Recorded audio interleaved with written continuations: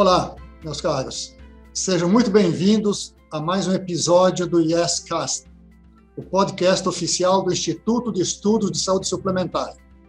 Eu sou o José Sequim, superintendente executivo do Instituto. Para quem está nos ouvindo pela primeira vez, esse podcast aborda diferentes áreas e visões sobre saúde suplementar brasileira. Venha conhecer nosso trabalho. Acesse o portal www.yes.org.br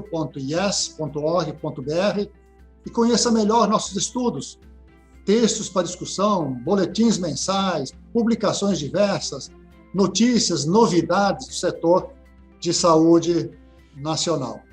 Antes de começar, quero fazer um pedido a você que nos ouve. Siga nosso podcast em sua plataforma predileta.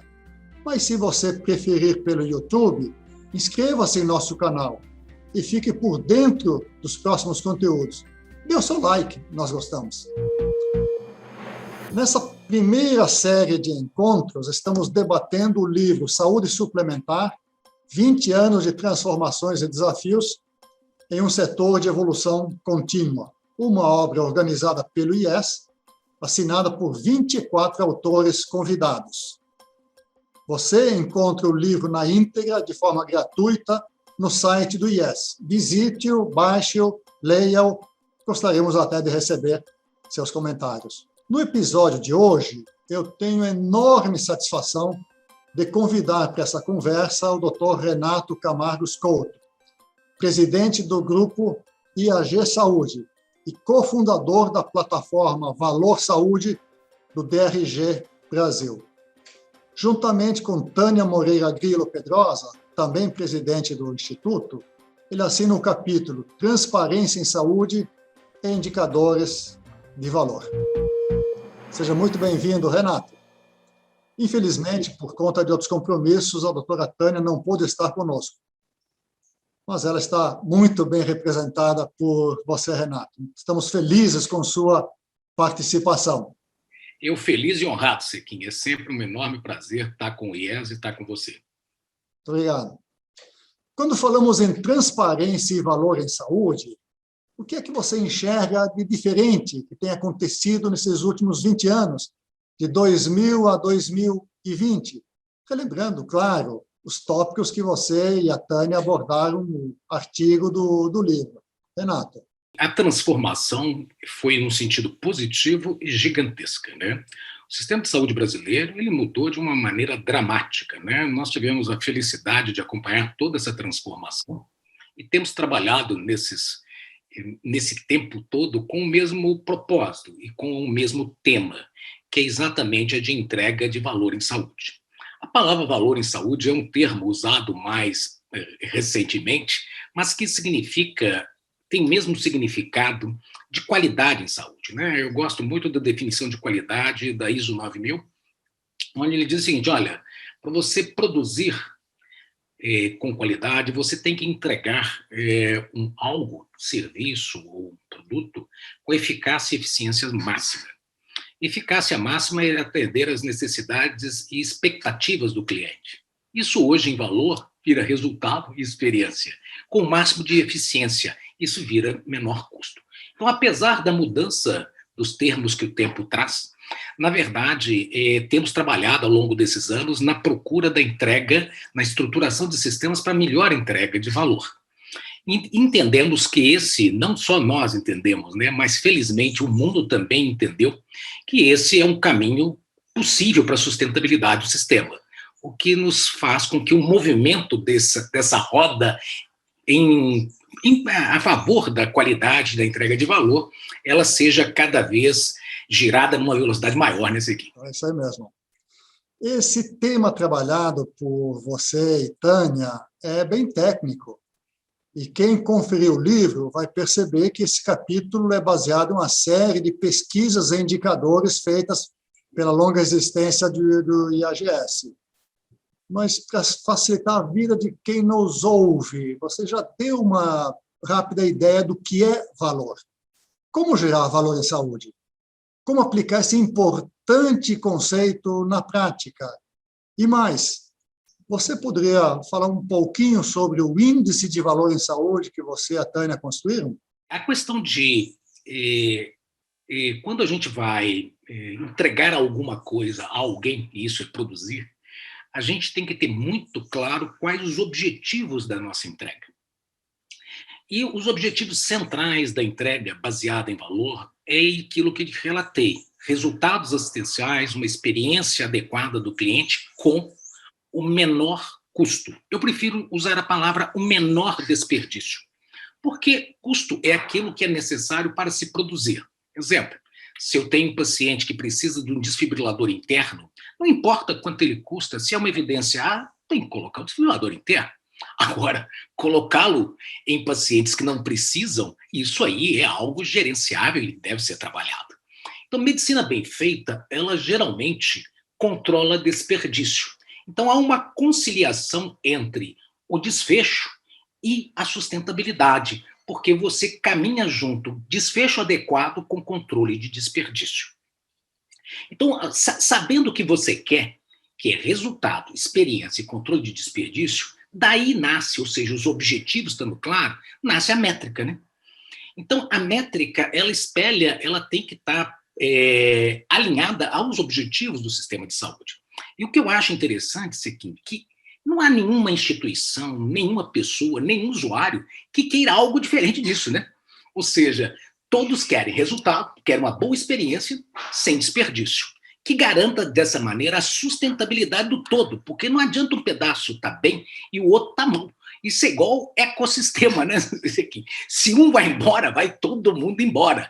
Então, na verdade, esse sistema nosso, ele pode se alinhar nesses grandes objetivos e, a partir disso, ter uma métrica que torne as relações transparentes e claras. Grande parte do problema dos atritos entre os diversos atores do sistema é a falta da transparência oriunda de uma métrica clara. Muitas vezes se mede milhões de coisas, mas milhões de coisas que não são exatamente o que importa. Então, você fica perdido numa parafernália infernal de indicadores e, na verdade, no fim, você não sabe se é de comer ou de passar no cabelo nesse aqui. Ou seja, fica completamente perdido nessa história. E a grande dificuldade de medir em saúde é o seguinte: quando eu tenho um sistema produtivo qualquer e eu vou medir o resultado dele, vou simplificar ao extremo, uma pizzaria. Olha, ela padroniza o método de fazer pizza, o tipo de farinha, e as misturas, como vão ocorrer. Aí, então, qualquer um que vier ali coloca aquilo tudo e sai lá, e aí você vê, pizza tá boa do jeito que o cliente gosta, pá, resolvido. Mas quando a gente vai para a produção em saúde, a gente tem um problema. A nossa matéria-prima, ela é não padronizável. E quando eu meço o resultado, eu não sei se é oriundo do paciente ou se é oriundo de todo esse processo que nós vivemos nele. Então, com isso, o que acontece? A grande dificuldade da métrica em saúde é você medir e a participação do paciente naquele desfecho. Um exemplo simples. Ou seja, alguém se interna no hospital e falece. Mas faleceu porque ele iria falecer ou ele faleceu porque teve falhas no processo assistencial? Então, toda essa dificuldade de medir saúde é oriunda da dificuldade de medir a influência do paciente no desfecho. E aí, lembra bem, nós temos dois desfechos importantes, né? Que é o resultado assistencial, mas também nós temos que ver o dinheiro, porque, ou seja, se não for sustentável, se não for algo que dê acesso, não serviu de nada, né? De nada me adianta um centro fantástico, com resultados excepcionais, que ninguém tem dinheiro para pagar, né? Isso é algo absolutamente inútil, né? Então, o que acontece? Olha, então eu tenho que ver a influência do paciente no custo e tenho que ver a influência do paciente no desfecho e, a partir disso, saber se tem algo a melhorar, tanto no custo quanto no desfecho. Essa medida da participação, ela começou no mundo, é um esforço de décadas já, e que ela se manifesta e se espelha e se expressa em vários métodos que estão publicados, sendo que, do ponto de vista de custo, o mais conhecido dessa influência do paciente é o DRG, que vem sendo usado desde o início dos anos 80 em toda a América e depois em todo o mundo, e que já é uma metodologia bem madura. Mede bem se você desperdiçou ou não. Opa!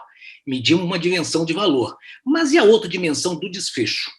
Aí, então, precisamos de medir essa influência no desfecho. Aí nós temos ferramentas na literatura? Temos. Você encontra essas ferramentas especialmente para pacientes em terapia intensiva, né? Sendo o primeiro deles o Apache, né? Que foi o primeiro deles criados, depois foram surgindo novos modelos preditivos que levam em consideração a condição biológica, a condição do cliente. Pois bem, mas esses são dedicados à área de terapia intensiva. No IAG Saúde, à medida que nós trouxemos e adaptamos o DRG no Brasil, ele está funcionando desde 2011, hoje a gente cobre uma população de cerca de 16 milhões de pessoas, sistema de saúde dessa, e isso nos permitiu construir uma base muito qualificada. E essa base de dados de saúde muito qualificada nos permitiu, a partir de 2016, medir a influência da condição do paciente nos desfechos assistenciais. Morreu porque ia morrer ou morreu porque nós poderíamos melhorar o tratamento? Reinternou porque ia reinternar ou reinternou porque a gente tem que melhorar o tratamento? E, desta maneira, desenvolvemos modelos preditivos que, à maneira do DRG, eles medem a influência do paciente no resultado. Aí abre uma luz, porque se acaba com a confusão. E quando você tem uma métrica transparente, a conversa fica fácil, né, Sequim? Ou seja, qual a dificuldade que tem de você conversar com o médico, com a operadora, com o hospital e até o próprio usuário para falar com ele, olha, o resultado gastou o que não precisava. Está jogando dinheiro fora, vamos resolver isso aqui. Como é que a gente pode trabalhar junto para controlar isso aqui e até dividir o dinheiro para que todos sejam sustentáveis? Opa, o desfecho está ruim. E quando eu tenho desfecho ruim, não tem jeito, ele custa uma fortuna. Então você pensa bem, reinternações no Brasil, Sequim, elas custam, da conta hospitalar paga, 15% é para tratar o reinternado com o mesmo problema num primeiro 30 dias. 15% da conta. Se você pegar, o mesmo 15% é para pagar eventos adversos intra-hospitalares. Você tem aí outras falhas que determinam que, na base nacional do DRG, hoje nós cobrimos cerca de 22% da saúde suplementar. 45% da conta hospitalar é desperdício oriundo das falhas do sistema. Não é falha do hospital. Ou seja, o hospital ele é sintoma das disfunções do sistema. Ou seja, interna coisas que não deveriam internar porque o sistema não funciona. Reinterna porque o sistema não funciona. E a gente só vê a conta do hospital e fica parecendo que ele é o culpado. Não, é o sistema. Então, a gente tem trabalhado com a grande dificuldade é essa que nós conseguimos superar com metodologias que são de amplo acesso e conhecimento. E isso tem permitido relações construtivas, focada naquilo que é o objetivo. Qualidade de assistência, resultado assistencial, boa experiência, sem desperdício. Muito impressionante os dados e as informações que você nos traz, para todos nós, que mostra que temos aqui um desafio muito grande a equacionar. Todos nós, pessoas físicas, empresas, reclamamos do reajuste do alto preço do plano. E a gente não se dá conta dessa montanha de desperdícios que está aí, que poderia aliviar nossa conta. Desperdício, em princípio, não interessa nem ao beneficiário, nem a quem está pagando a conta, só aquele que o pratica se beneficia dele, não é mesmo? Acho que isso aí é muito importante, inclusive nesses momentos aqui de pandemia, em que você discute, mas esse óbito foi, de fato, por conta da Covid, foi outro motivo, morreria de qualquer jeito, não é? São questões muito importantes que você trouxe para esse debate aí. Eu entendo que é um pouco difícil, de fato, medir desperdício, mas você tenha trazido números que eu entendo são muito bem fundamentados pelos trabalhos que vocês têm feito, etc. Renato, o nosso tempo voa muito rápido, gostaríamos de usar horas em conversa contigo, que é sempre muito estimulante. Eu gostaria, então, de colocar um último aspecto. Nós olhamos aqui um pouco o que aconteceu nesses últimos 20 anos, no que está acontecendo hoje, nos desperdícios do momento, que nos chama para resolver grandes desafios. Vamos olhar um pouco para frente, um pouco de exercício de futurologia, que podemos esperar aí para o próximo ano, próximos anos, ou para um futuro um pouco mais longe. Eu sei que isso é um pouco de especulação, mas acho que isso todo mundo é curioso em saber como o outro imagina que será o futuro. Renata, vamos ver o que você imagina do nosso futuro. É interessante, quando você tem uma visão do dia a dia, as coisas parecem muito oscilantes, né? E você, alguns meses as coisas parecem que vão de um certo jeito, outros meses parece que vão de outro. Mas quando a gente tem uma visão, vamos dizer assim, de médio prazo, e você sai das marolas e vê a trajetória é muito, muito, muito boa, né, Sequim? As transformações que ocorreram são inacreditáveis no Brasil. O Brasil é dos países mais disruptivos, né? Se você imaginar o que aconteceu a partir da Constituição de 88, do ponto de vista da transformação do país e do Estado brasileiro, é uma coisa, a história nossa é muito curta. E nesse tempo já mudou de um jeito inacreditável. Nós saímos de condições que eram pré-sanitárias básicas para centros cada dia melhor. E o que eu vejo hoje também com grande otimismo é exatamente a mudança da forma de enxergar o sistema. Quando o sistema começa a ser visto por mais e mais gente, que o caminho do sistema é entrega de qualidade, valor, e fica muito apaixonante, inclusive, né? A hora que você começa a participar da discussão com todas as partes, e todas as partes falam, olha, nós temos que ver como é que nós vamos melhorar o resultado. Então, o que eu vejo, Sequim, é que esse caminho da melhoria do resultado, ele é certo e cristalino. 2, ele vai ser ainda mais veloz com a transparência para o usuário. O dia que o usuário tiver na sua mão a informação para uma escolha consciente, aí será um importante motor, porque você, melhor do que eu, sabe a importância do consumidor no sistema econômico. Ou seja, quem paga a conta, né, esse é quem muda o resultado. Então, se temos o resultado de hoje, é porque quem paga a conta direcionou para objetivos que não era, na realidade, o que ele queria. Então, eu vejo de uma maneira muito otimista. Óbvio, vivemos um momento trágico, né? Não precisamos ficar relatando, seja do ponto de vista da saúde, seja do ponto de vista econômico, mas me parece que, como tudo, numa visão de curto prazo, a gente fica assim um pouco angustiado, mas eu, sinceramente, vejo de uma maneira muito otimista. E a tecnologia é que vai permitir que isso aconteça de uma maneira mais rápida e barata, porque, na verdade, a tecnologia caminha para o de graça, né, Sequim? Então, é um mundo cada vez mais gratuito. Então, tem uma expectativa muito otimista, Sequim. Eu colocaria apenas um ingrediente adicional nisso daí. A gente teve uma descoberta de um vírus que aprendeu a saltar de humano para humano e causou essa explosão de pandemia no mundo inteiro, dramática, etc.